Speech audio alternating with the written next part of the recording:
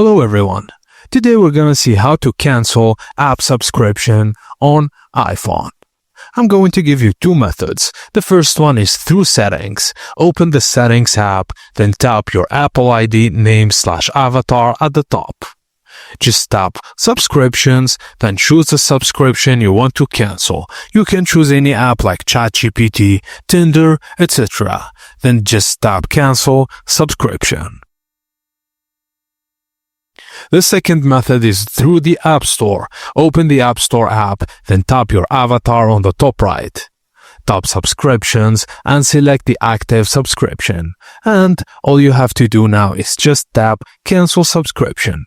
Just note that even after canceling, you'll keep access to premium features until the end of the billing period. And that's it, guys. Thank you for watching, and please don't forget to like and subscribe for more.